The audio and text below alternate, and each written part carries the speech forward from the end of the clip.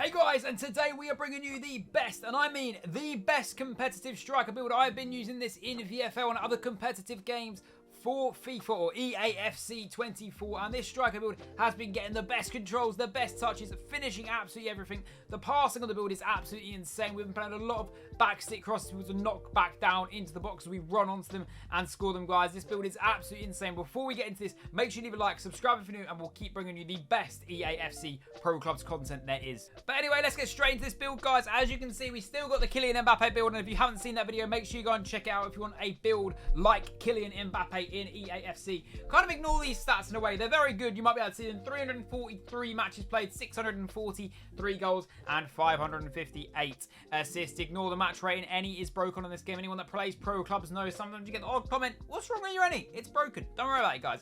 Anyway, let's get straight into the build, though. As you guys can see, we have got 91 pace. We've got 92 dribbling. We've got 89 shooting, which might not seem too high. We have got 5-star as well. You can ignore that little glitch that happens down there, but we are 89 rated. We are played at 5'10", guys, and 99 pound. That is the magic numbers for the height and the weight that you are going to want on these builds, guys. And let's go and get straight into the play styles that we are using. We can let you know exactly why we are using them play styles. This is really important, guys, because if you want to change any of these yourself, because obviously it's all preference at the end of the day on clubs. If you're better at maybe dribbling than you are shooting or holding up the ball, it might be better to use more on dribbling. If you're better at holding up the ball, maybe not the greatest at dribbling, you might want to change some stuff. Talking about that, though, the technical plus is great for dribbling. Reach even higher speeds when performing controlled sprints and perform wide turns while dribbling with greater precision. It is an unbelievable thing to have on your pro this year, guys, especially by doing your controlled sprints, which is the holding the RB button. A lot of people don't understand it is not holding LT controlled sprints. Controlled sprints is this here.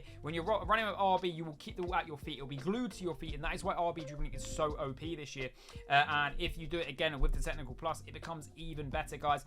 Next up, we've got rapid plus. Reach even higher sprint speeds while dribbling and has a greatly reduced chance of an error while sprinting or performing knock-ons. What this means, guys, if you've ever watched pro players or anyone give you tips on FIFA, the one thing they might tell you is stop sprinting with the ball.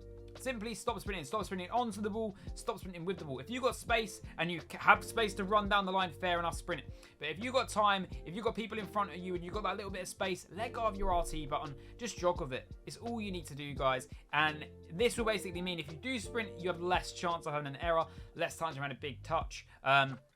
So it's just going to help you out in that aspect. Over sprinting is, I'd say, 99% of the player base's issue on EAFC and FIFA titles that makes them not a better player in the end. Next up, though, we do have the finesse shot trait. Obviously, you guys know what this does. You don't need finesse shot plus if you're playing competitive because finesse shots don't really go in too much. However, the finesse shot trait is still very useful if you're in and around the box and you do get a chance to shoot. Finesse shots do beat goalkeepers, pro goalkeepers, very nicely this year from very short ranges. There's like a little trick you can do where if you literally just finesse it and click your B button as if you're putting no power on the shot, it does just like to trickle past the goalkeeper. It seems to be weirdly glitchy on this game, even if you just shoot slightly. Moving forward, though, we've got the power shot trait. You guys know the power shot trait can be very, very good against pro goalkeepers this year. If you hit a green time power shot, pro goalkeeper, bottom left hand corner, they're not getting to it. It's the best way to score. If you're good at the game, if you can do power shots and you can green time, you will score for days. Honestly, if you can perfect power shooting and time finishing, just the keeper hasn't got a chance.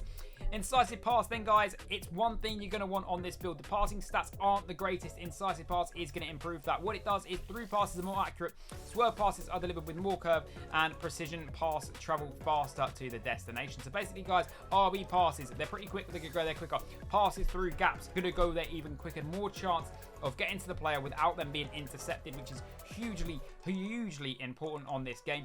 It's going to improve your short passing, your vision, and your long passing as well on these builds, and it's such a good thing to have, especially with the 5'10" build. You're not exactly tall, but you're not exactly really small either, so you can hold up the ball nicely as well as having a really nice bit of dribbling. If you're playing with left wing or right wing in your VFL teams, Lamb or Ram, you could be an amazing hold-up striker while still being small. If the ball's played to your feet, you can take the ball down and play other people in, and that is exactly how we've been playing. Moving forward, though, to the first touch, has a reduced error when trapping the ball and is able to transition to dribbling faster with great control. This and Rapid Plus combined together are two of the best things you can have.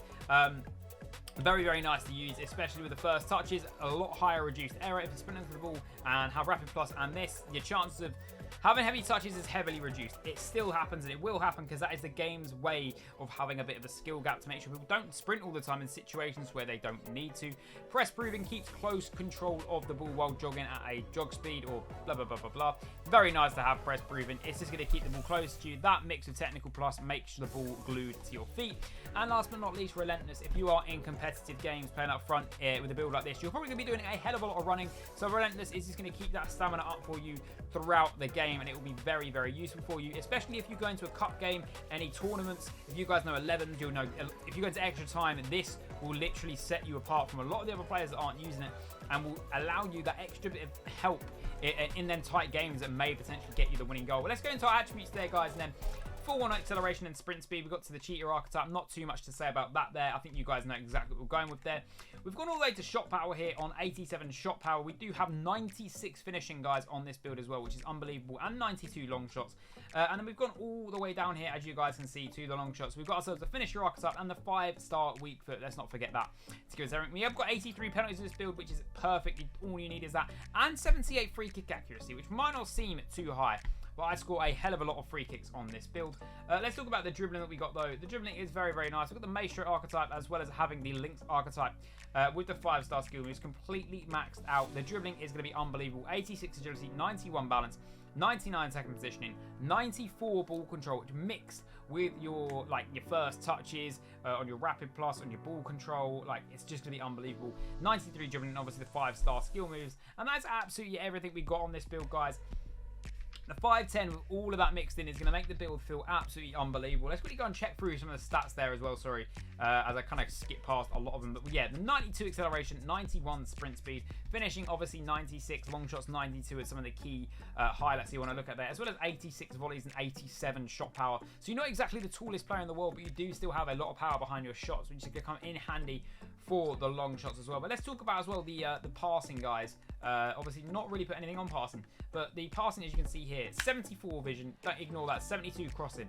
Honestly, crossing on this build is absolutely immense. I'm crossing to back stick crosses, and in my opinion, I've got some of the best crosses in the team that have been played so far, and this is this build that doesn't have the best crossing in the world. We've also gone and got a 79 short passing. You need, it's absolutely fine, you don't need any more, and 77 curve, which works really well with the play styles that we have on, guys. As you guys can see, the stats that I get, I always tend to play smaller builds, and I always manage to get the assists, and I never have passing stats on. So if you're struggling with your passes, maybe change up a bit. It could just be you, or just try and get used to the build a bit more. But that is the build we are using, guys. For you guys that want to know our running style, we are using the default running style as well. It is just the nicest one in this game, in my opinion. Obviously, there's a good few ones you can use. It's completely up to you. I do believe they are mostly just animations, although I do feel like some of the others, for example, T-Rex, I've seen people use. I just don't feel like they're as quick, and I feel like they give you a few dodgier animations when running onto the ball, and that is why I opt to use the default running style, guys. But hopefully you guys have all enjoyed this video today. Please do leave a like, subscribe if you're new. We've just hit 11,000 subscribers, which is insane. I know a lot of you guys are from shorts and are loving the shorts content so far, and I'm really proud that you guys are enjoying the content, coming back to me like, yo, love the shorts. Honestly, like, a lot of you are young that are watching it, but yeah, it's great to see. But hopefully you guys have enjoyed this video, and I'll see you in the next one. Peace.